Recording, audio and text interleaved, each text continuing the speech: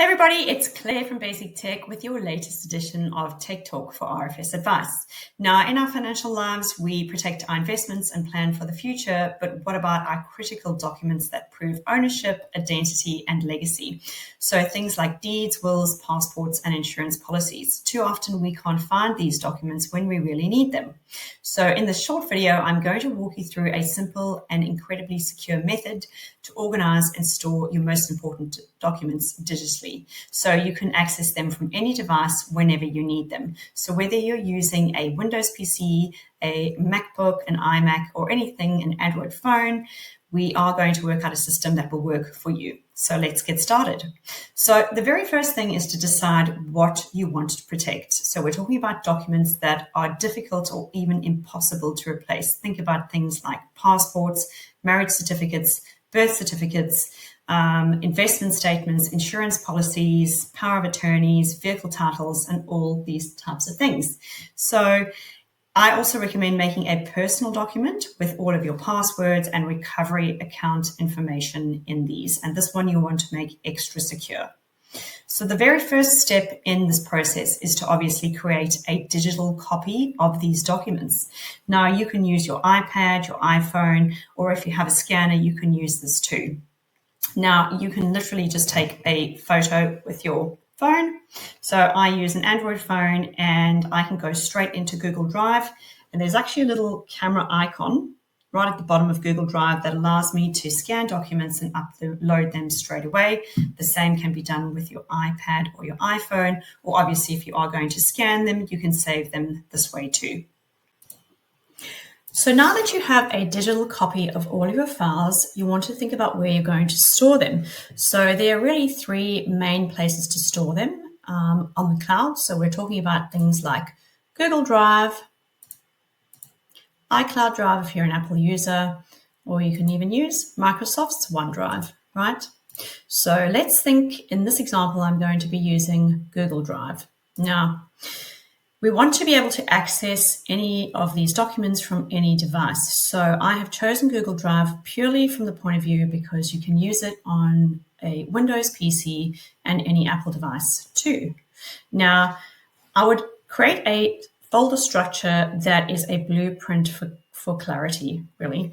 So let's call our new folder something like My Secure Document. Now, once this one has been created, we can actually go into this folder and create what we call subfolders. And I would highly recommend that you number your subfolders to keep them in a logical, permanent order. So for example, you could go 01 identity and so on. So the same can be done in Microsoft's OneDrive or on the folders on your computer, right? If you're using a Windows-based computer, and exactly the same in iCloud as well, right? So let's carry on. Now, when you save documents, please make sure that they make sense. So I would save them with the date and also a very good detail like your name, if it's a passport, for example. So over here, I can say new file upload, and I can call this Secure Docs, and that will go into my document folders, right? So I can even put that one in there. Now, the second thing is to make sure that when you are accessing these documents, you don't want anyone to be able to access them. So things like two-factor authentication are very important. So if you're using a Google account, go to manage your Google account and click on the security section. You then want to scroll down until you see enable two-step verification on a phone or through an authenticator app or Google Prompt or passkeys, right? So you need to enable some of these, absolutely. Now, Apple are really good with this. They usually require you to get a notification sent to another Apple device. And then obviously also with your Microsoft account, you can add two-factor authentication to that too. Now, Microsoft have something called a personal vault, which you can see in your settings if you need to have a Microsoft 365 personal or office subscription to access this. On iCloud, you can actually enable advanced data protection. So take a look for this in the settings when you are using your iPad, iPhone, or MacBook. And on Google Drive, we'll just make sure that two-step verification is active.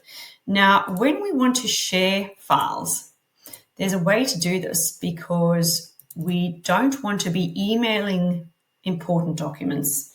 Whether you're using OneDrive, or you're using iCloud Drive, or you're using Google Drive, don't email documents. You can actually share them with a link, or you can go share, right? Now I actually put myself in here. I can share this document. Now I don't want to make the person an editor. I want to make them a viewer. And when I do this, I can actually add an expiry date to the document. So I can say access expires, and if I want this person to have read it by Saturday, I can pick that date and done. And then when I send this document and share it with somebody, that access will actually expire on the 19th of July, and that's a really good way to make sure that you have complete control over the way that you are sharing your important and financial documents. Now, if you want to do the same with a Microsoft document, for example, you can find the document, make sure that you are under your OneDrive, find the document that you want, right-click on it, say share, and I'll put myself in here. So put the person's email address in. So it says anyone with a link can edit, right? We want to change this to specific people. And I don't want to allow people to edit the document. I can say can view only. And once again, I can add an expiry date here, but you are going to need an Office subscription to do this on Microsoft, right? If you're an Apple user, you would go back into your iCloud, collaborate with others. You can add the person's email address in here. Now, share options. You want to say only people you invite, and we don't want them to make changes. We only want them to view only.